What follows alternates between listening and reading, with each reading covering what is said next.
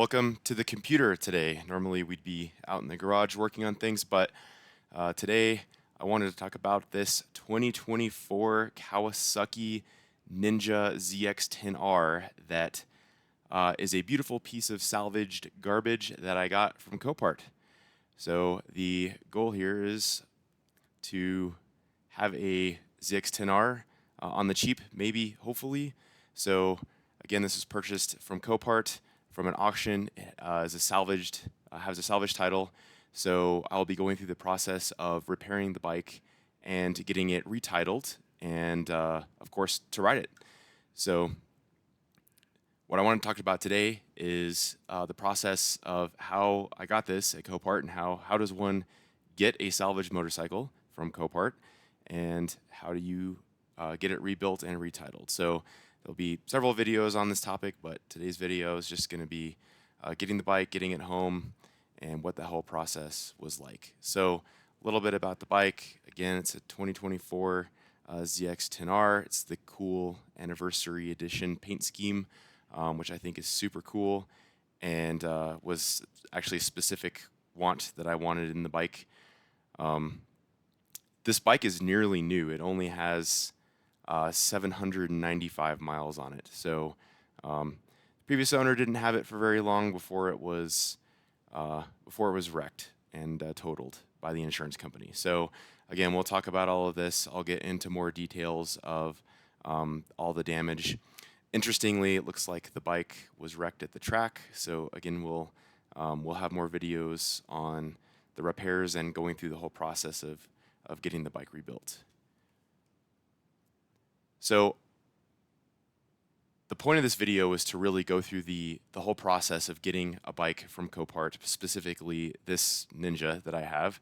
How does one do this? Because I know when I first started off looking for salvage bikes, I had no idea what I was doing. So hopefully this video will help somebody who wants to do the same thing, or maybe discourage you, as we'll see later on. We'll see how it goes. So the process for finding a salvage bike through auction generally goes something like this. You search for the bike on the Copart website and you find what you like. Then you estimate the cost to repair the bike. You estimate the auction fees because they are absurd and extremely high. So be cognizant of that. If the bike has to be shipped, so that's also an extremely expensive part of this process. So if the bike is halfway across the country, it's going to cost thousands of dollars to ship it to you. So things to keep in mind. Next is determining the max bid that you can bid on the bike, given that it is salvaged and needs to be repaired and what your goals are for the bike. Then you bid on the bike. Then you can go pick up your salvage garbage if you win it. Then you can fix it. Then you can get the rebuilt title because it won't be rideable with a salvage title. You'll have to get the title rebuilt. And then go ride it. So again, this video is pretty much up to step 7, and then there will be several videos on me repairing my ZX-10 and getting it rideable. So there's some important things to note when you're looking for your salvage bike, and one thing is that some states you can't bid without a dealer's license. So that's probably going to be somebody's first question is, well, how do I buy a bike at auction without a dealer's license? Well, you buy a salvage. So there are several states that you can do that, and those are listed here on the screen. And so those you can just as an individual go bid on these and buy them. So that's, of course, with a Copart account, which you have to pay for, and I'll get into the fees here in a moment. Also, make sure that when you are searching for your bike that it comes with a salvage title, because some bikes come with parts only or a bill of sale only, so that the bike can never be registered again, and those are really only good for parts. So if you want to buy a salvage bike that you want to ride, make sure it has a salvage title that can be turned into a rebuilt title in your state. So that is something really important to make sure before you go spending thousands of dollars on a bike that is only parts. And I've heard of that happening to several people. Again, something else is consider shipping when you're shopping for bikes. make sure if you're not willing to have it shipped, that it's close to you, obviously, so you can go pick it up. If it is far away from you, make sure that you consider the thousands of dollars it will cost to ship it to you when you bid on the bike. Typically, I look for insurance auctions because typically they are less smarmy than, say, a private seller who might be trying to like hide significant damage to the bike or something like that. With insurance auctions, it's pretty much what you see is what you get in the pictures because they don't have time or energy to try to rip you off. So also, don't get too attached to a particular bike. When I was looking for the ZX-10, I had probably 4 or 5 of them favorited in my list. So don't get too attached to a particular bike. Again, yeah, find a few and add those to your watch list. So this brings us to my particular ZX-10, this 2024 anniversary edition ZX-10. So this is what it looks like on the auction website on Copart, and I have some of this redacted to disguise the names of the guilty, but regardless, you can see here that it has 795 miles on it. Don't pay attention to the estimated retail value. You will do your own estimates on the bike before you buy it. Obviously, it's a 4-cylinder. It's in the lovely Kawasaki green. It has a manual transmission and all of the things. So some things to note here is the seller is Geico. So look at this. Again, I typically try to go more for the insurance auction bikes because they will be a little less smarmy. So this is the bike that I bought, and then you can see here before the auction, you can actually go through the photos, which we will go through the bike to identify some damage. So here you can see the bike looks. I mean, it's obviously been crashed. These photos from Copart are taken with a potato. You can actually go if you were local to the Copart lot where the vehicle is, you can actually go inspect it. I have never done that, but you can, and that might help alleviate some of the problems that you'll see later on that I encountered with the bike of some surprises. Again, because the photos are pretty blurry, so it's hard to tell. But from top to bottom, you can see some pretty significant fairing damage. It looks mostly cosmetic. I don't see any weird like bent forks, or the frame looks fine. There's no craziness going on there. The gas tank is bent, which sucks. That's a really expensive part. So you kind of take a look out for those things. The wheels look fine, which we're going to talk about in a minute because I got the bike and the wheels weren't fine. So you have to be careful. And again, it looks like there's a case. There's some side case damage here to the engine, but this is a replaceable part. You do your best to look for any cracks in the engine or anything like that because if the block's cracked, it's you're probably going to be underwater in your repairs. So again, looking at it, a lot of cosmetic damage. It looks to me like just broken fairing stays, broken front fairings. Check the headlights. Headlights look good. Those are expensive parts, so I don't see anything broken there. Mirrors look pretty rough, but those are usually pretty easy to replace. Levers look okay here. I will tell you that they are not okay, and I typically expect to replace levers on anything that's been crashed. So again, it looks pretty much just like some cosmetic stuff here. Looking at this picture, again, wheels look fine, the frame looks fine, a little bit of fairing damage. You can tell the lever's damaged, so okay, we're gonna need some levers. But other than that, it seems just a lot of cosmetic damage. So looking at this one, you can see the back fairings are broken. Probably gonna need some cosmetic repairs there. Has some sort of aftermarket exhaust on it. Again, that gas tank, which sucks. That's a really expensive part, so again, make sure you know about that. Looking more at the bike. Another thing I always check for is the display. So a lot of these modern bikes have expensive like TFT color displays on them that are a lot of times programmed to the bike, to the ECU and all of that, and having to replace something like that is a really expensive. One, the part is expensive, and then on some bikes you have to bring it to the dealer to get everything programmed. And so I always check to make sure, does the screen, does it work? Does it is it intact? And here you can see that it indeed is. So don't have to worry about the screen.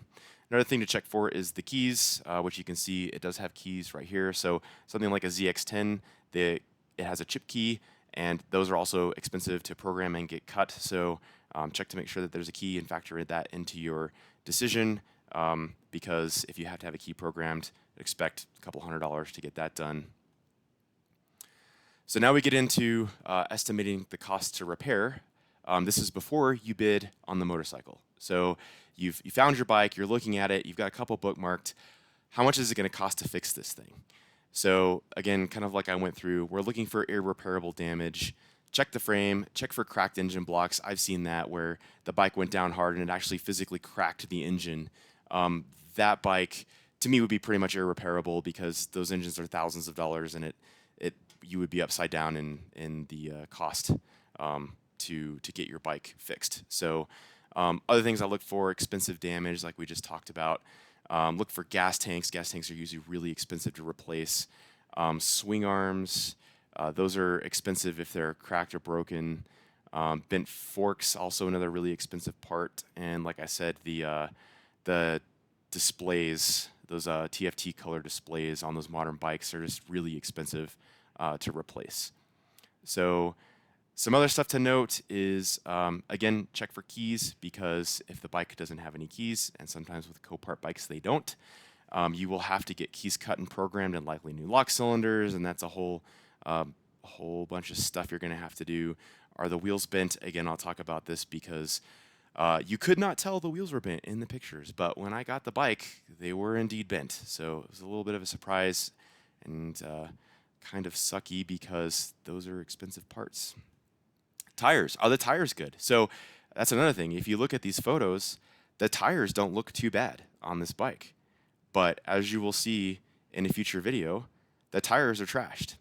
So 795 miles and the tires were gone because it was used at the racetrack. So I will have to buy a set of tires. So that's something to check for as well, which again is maybe not so apparent in the photos, but maybe expect that you might have to put a set of tires on here, which again was a surprise to me because I didn't think 795 miles that this bike would need new tires, but it does. Some things to expect. So when you're estimating your cost is that the bike will likely need a new battery because it will have sat on a Copart lot for a year, year plus before you can go get the thing. So the battery is probably dead, as was the case with my ZX-10 and several other bikes I've gotten from Copart, which there will be other videos on. Expect to replace the battery. The chain, even if the chain looks good in pictures, it has sat on a Copart lot for a year plus in the rain, in the elements. The chain is probably rusted, which is another thing that I didn't account for on the ZX-10, but hopefully you can learn from my mistakes. And in your future, if you are going down the Copart rabbit hole, expect to put a chain on the bike. Also the unexpected, like I said, I got the bike, it had bent wheels, it had all kinds of stuff I didn't expect. Expect some unexpected things with the bike.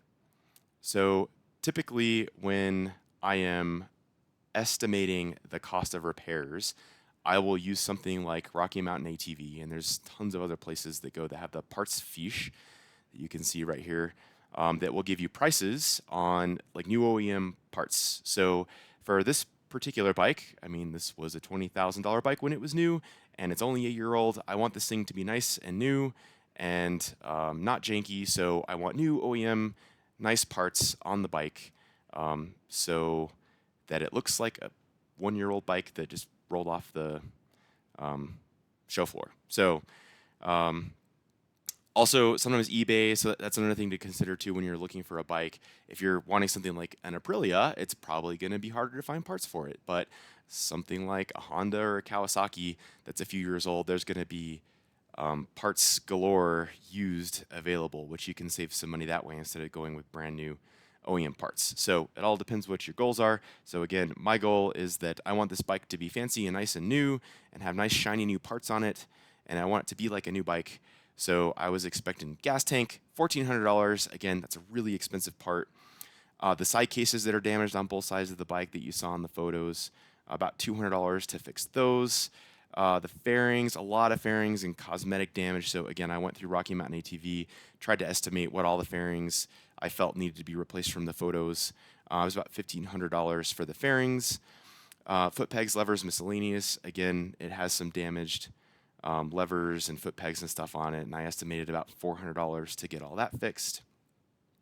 And then I added just an extra $500 of like, I probably missed some stuff. When I get the bike, it's gonna have some more damage that I didn't expect, except that I didn't account for $1,200 worth of wheels. But anyway, so I'd expected the bike was going to cost about $4,000 to repair. And this is, of course, my time is worth nothing. What is your time worth? So something else to note, also the title's hard to see, is the fees. So the fees are obnoxious. This is something that I really, it's, if I hate something about Copart, it's this. And they don't make it,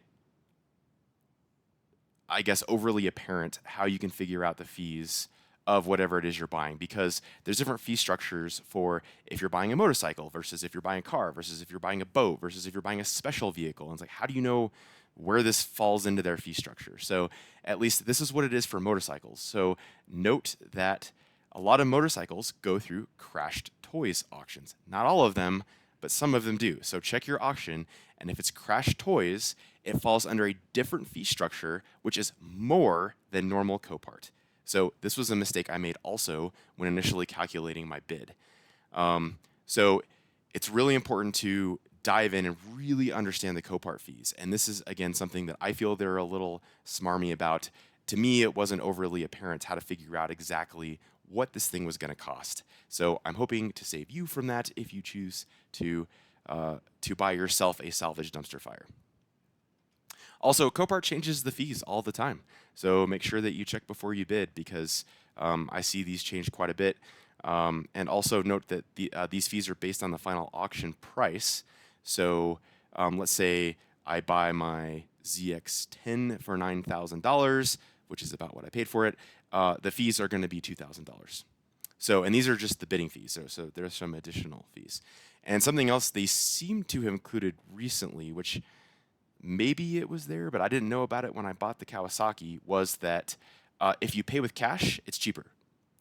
So note that as well. Probably recommend that if you could buy it with cash, probably do that. I didn't know that at the time of buying the Kawasaki. So again, they don't make it abundantly clear, at least to me, that this is their fee structure and how much the thing is going to actually cost when you get done bidding. So first thing is go get your bidding fees and understand what the bidding fees are for the particular bike that you are bidding on. So then now we got to figure out the final fees, which aren't just the bidding fees that we talked about previously. They charge you for breathing. So there's things like the environmental fee, a virtual bid fee because you existed, a gate fee because you went to go pick your bike up, which of course you're going to do, and a title pickup fee because you went to go get your title because you want your title for your bike. So fees for breathing, $300. Don't overlook these. Also, a basic membership to Copart is $99 a year. So, I mean, you're looking at, if you're only buying one bike a year, you're looking at adding $400 to the cost of the bike.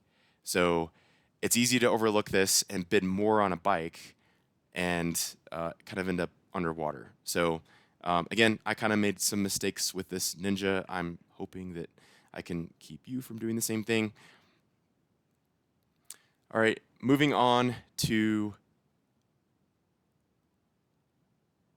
what your max bid should be. So taking all these things into account, first let's figure out what the bike is worth. So this is the process that I go through, and particularly on this ZX-10, the bike was a year old. So I was like, what do these go for new? Because I wanted a ZX-10 and I wanted the anniversary edition. So I was like, well, I'll just march my butt down to the dealer and go buy one. Well, that would have been 19 grand plus dealer fees, so probably closer to 20K if I just went to go buy one brand new.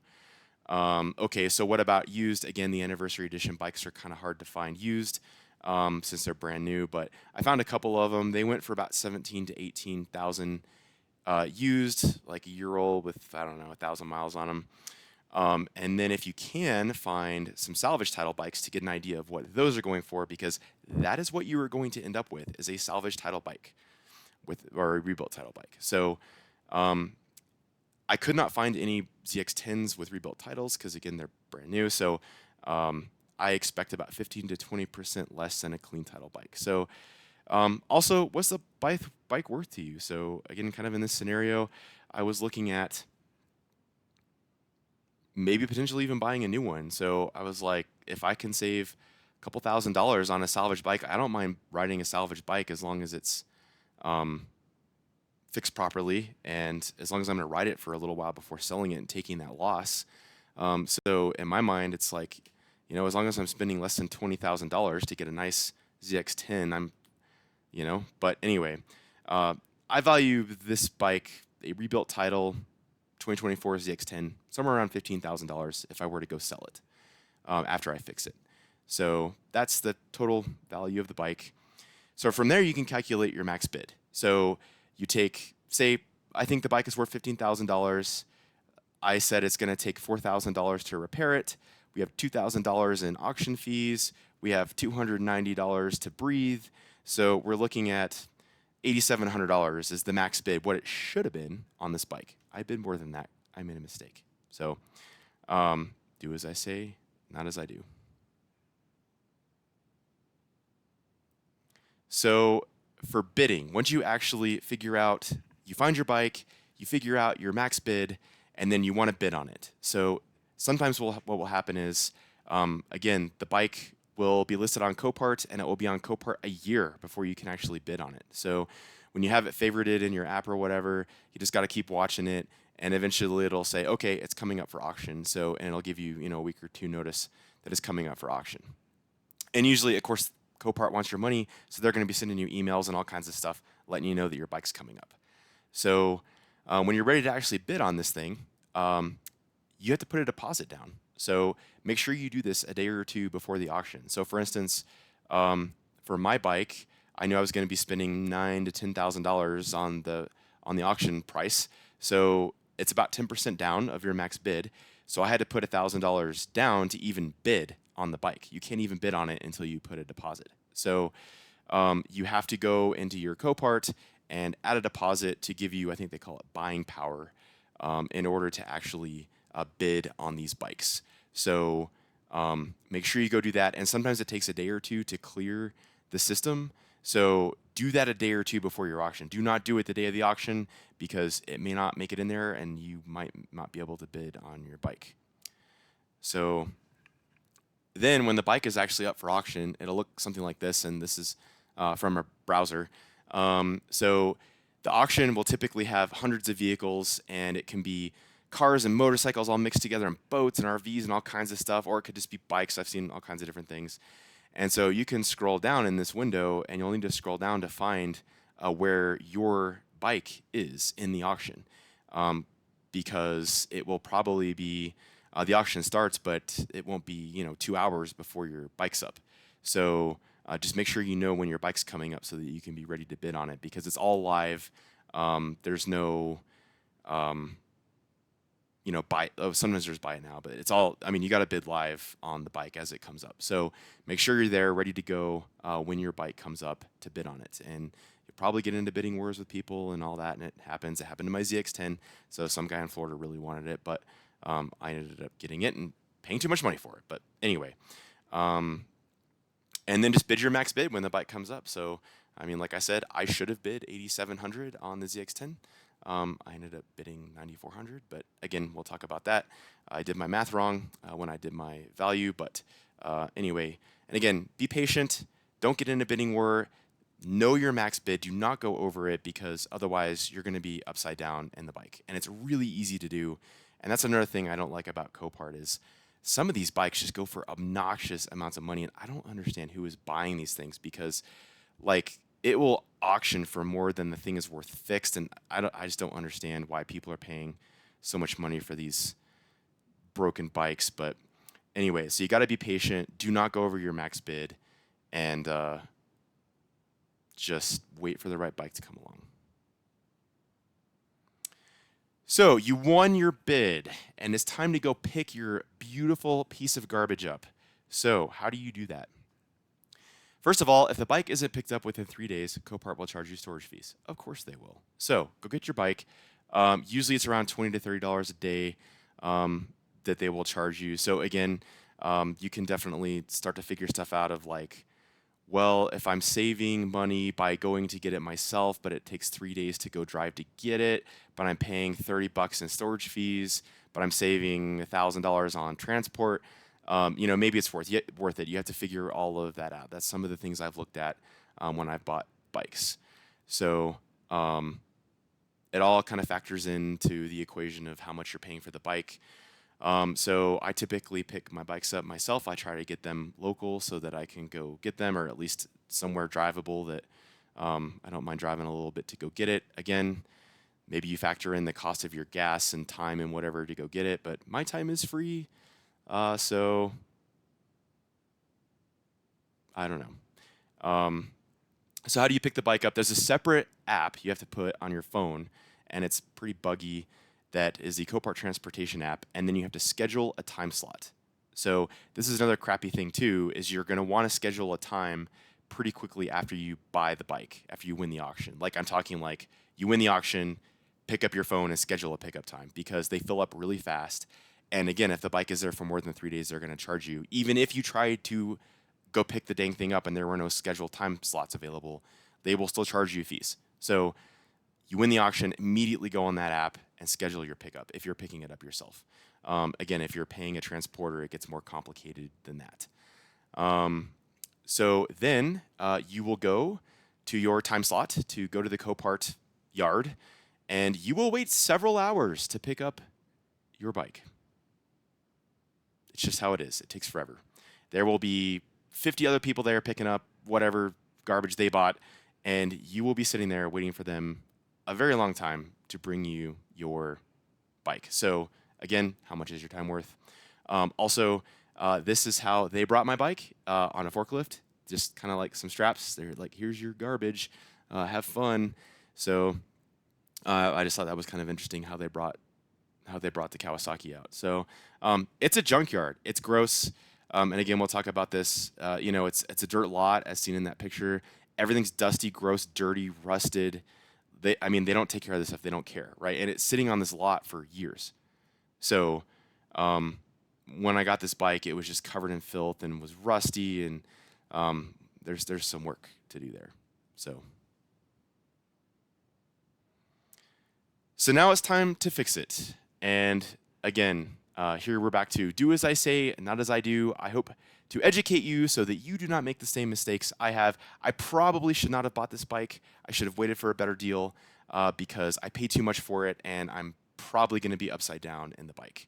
So again, some of the issues with that, there were more fees than I had accounted for. I had accounted for the Copart fee structure, not the Crash Toys fee structure, which is different, and it's more. So again, like I was saying, make sure you know how much fees you're going to pay because they don't make it super easy to figure it out. Also, the bike had a lot more damage than I had accounted for. Like I said, the wheels were bent. I didn't account for a chain. I didn't account for tires. When I got it, there were more fairings that had damage than I noticed from the potato quality photos. Again, it may need a battery. It probably does. I've been charging it and it's kind of working, but it's probably a good idea to put a battery in it. So again, the stuff adds up, and several $1,000s worth of stuff right there that I didn't account for. So I had originally estimated $4,000 to repair this bike, and after getting the bike, it's about $7,000 worth of damage. And again, this is all OEM parts. This is not, I want this bike to be nice. I don't want it to be some janky thing with like stuff flying off of it. It's gonna, like, I want this to be a nice bike. So in order to get that, it's gonna cost me about $7,000. So the final cost of the bike is gonna be about $18,000 to $19,000, which is vastly more than I thought it was going to cost. So we're gonna have to see if I can find some ways to save some money on the repairs of this bike. And that will be in the next video. So it boils down to, was this worth it? Probably not. But let's get the thing fixed. Let's get it titled and see where it ends up. Hopefully you'll join me in the next video.